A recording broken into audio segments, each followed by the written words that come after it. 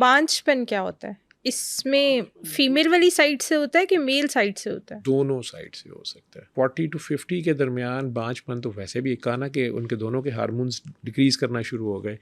उसमें ये है कि औरत में चूँकि जल्दी मेनोपॉज़ जिसे आप कह लें, मर्दों की टेस्टोस्टेरोन 55 के बाद ज़रा नीचे आना शुरू होती है, लेकिन ख़वातीन में बहरहाल ये ख़त्म होने के चांसेस जल्दी होते हैं। तो बांझपन उसे कहते हैं कि बेबी पैदा ना कर सकना, वो मर्द में भी हो सकता है, मर्द के अंदर स्पर्म्स ही नहीं है, ठीक है। वो यंग एज में भी हो सकता है, उसका एज मतलब वो उसको एजोस्पर्मिया है या उसके स्पर्म्स ही डिफेक्टेड हैं या उसके टेस्टिस यंग एज में ही पैदाइश के बाद डिसेंड ही नहीं हुए, पेट से नीचे आए नहीं, किसी ने नोट नहीं किए, बाद में एट्रॉफी हो गए, बल्कि उनके भी कैंसरस होने के बाद में चांसेस होते हैं।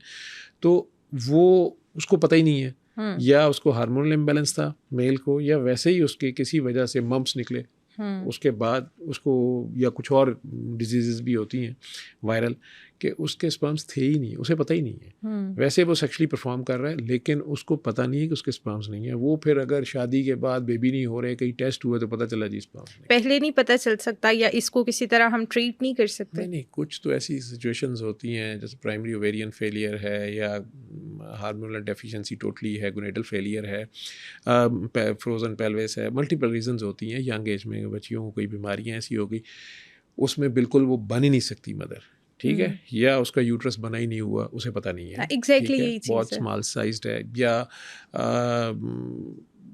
यूँ कह लें कि पीसीओज आजकल बहुत है हमारे यहाँ पे, हार्मोनल इम्बैलेंसेस है, उसमें डाइट्स का भी बड़ा रोल है और लिविंग स्टाइल्स का बड़ा रोल है।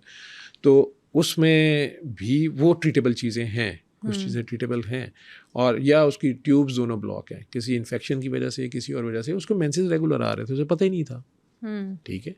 अब बाद में पता चला कि वो बेबी नहीं हो रहा, दोनों के टेस्ट कराए, ये तो दोनों के टेस्ट ठीक हैं। फिर ख़वातीन के अंदर वो मुख्तलिफ़ टेस्ट हैं हमारे, लेप्रोस्कोपी करके भी देखा जाता है या स्टेरोस्कोपी होती है, वो करके देखा जाता है कि यार इसकी ट्यूब्स पेटेंट हैं कि नहीं है।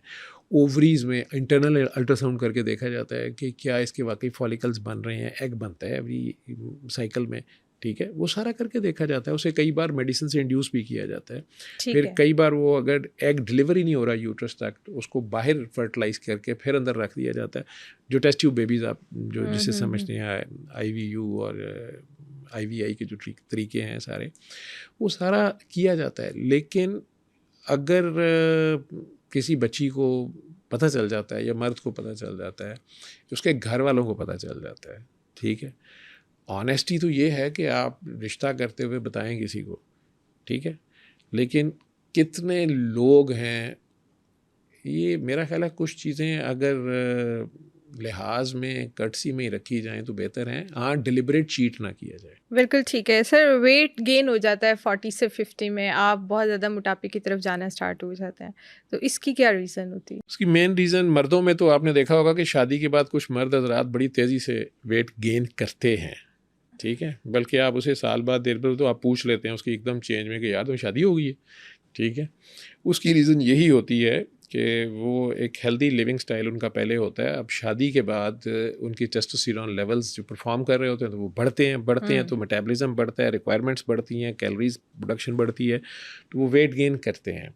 40 के बाद ये है कि आपकी फ़िज़िकल एक्टिविटी कम हो जाती है, आप इस्टेब्लिश हो गए, दफ्तर में बैठने का काम शुरू हो गए, एक्सरसाइज छोड़ दी, ग्राउंड में जाना छोड़ दिया, खेलना भागना दौड़ना छोड़ दिया, खाना पीना वैसे ही चल रहा है, प्लस वो खाना पीना भी फास्ट फूड पे आ गया, बिंज डाइट पे आ गया, तो उसकी वजह से मेन रीजंस ये हैं, ठीक है। और आराम आपका फिर वही आ गया कि आप सो रहे हैं 6 घंटे, लेकिन कहीं वो दोपहर को सो रहे हैं, रात को नहीं पूरे कर रहे, कुछ और नहीं कर रहे, तो काउच पोटैटो बनते जाएंगे। अब आप एग्जेक्टिव सीट पे चले गए हैं, आप सारा दिन बैठ के ऑर्डर जारी कर रहे हैं, अब आप लिफ्टों में कर रहे हैं, आप सीढ़ियाँ छोड़ दिया आपने, बिल्कुल ऐसा, ठीक है। आपके जॉइंट्स के लिए ज़रूरी भी है कि बहुत ज़्यादा आप ना जाएं उस साइड पे अब इस एज में, लेकिन बहरहाल इन सारी चीज़ मल्टीपल फैक्टोरियल है, तो उसकी वजह से आपकी जो डाइटरी हैबिट्स हैं, आपका लिविंग स्टाइल है, और इस एज में आके आप फिज़िकल एक्टिविटी कम करते जाते हैं, खाते जाते हैं, तो ओबेसिटी आप में बढ़नी शुरू हो जाती है।